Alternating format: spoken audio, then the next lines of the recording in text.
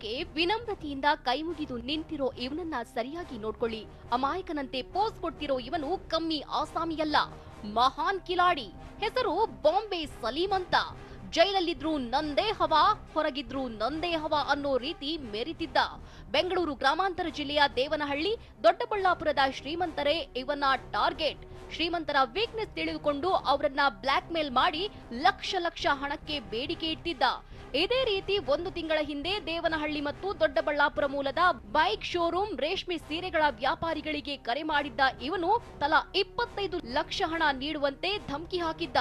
ಹಣ ನೀಡದಿದ್ರೆ ಪ್ರಾಣ ತೆಗೆಯುವುದಾಗಿ ಬೆದರಿಕೆ ಹಾಕಿದ್ನಂತೆ. ಈ ಪ್ರಕರಣವನ್ನ ಗಂಭೀರವಾಗಿ ಪರಿಗಣಿಸಿದ ಪೊಲೀಸರು ರೌಡಿ ಶೀಟರ್ ಬಾಂಬೆ ಸಲೀಂ ಹೆಡೆಮುರಿ ಕಟ್ಟುವಲ್ಲಿ ಯಶಸ್ವಿಯಾಗಿದ್ದಾರೆ. ರೌಡಿ ಶೀಟರ್ ಬಾಂಬೆ ಸಲೀಂ ವಿರುದ್ಧ ಬೆಂಗಳೂರು ಸೇರಿದಂತೆ ಸುತ್ತಮುತ್ತಲಿನ 25ಕ್ಕೂ ಅಧಿಕ ಪೊಲೀಸ್ ಠಾಣೆಗಳಲ್ಲಿ ಪ್ರಕರಣಗಳು ದಾಖಲಾಗಿವೆ.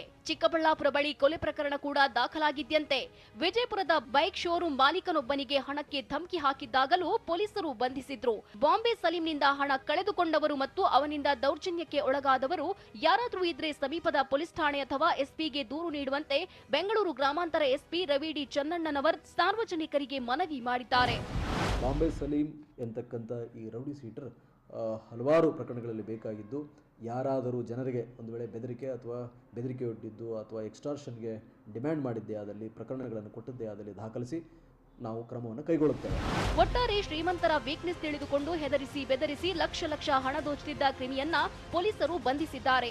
ಆರೋಪಿಯನ್ನ ವಶಕ್ಕೆ ಪಡೆದಿರೋ ಪೊಲೀಸರು ತನಿಖೆ ಮುಂದುವರೆಸಿದ್ದು, ಪೂರ್ಣ ವಿಚಾರಣೆ ಬಳಿಕ ಈ ಕಿರಾತಕನ ಮತ್ತಷ್ಟು ಕೃತ್ಯಗಳು ಬೆಳಕಿಗೆ ಬಂದ್ರು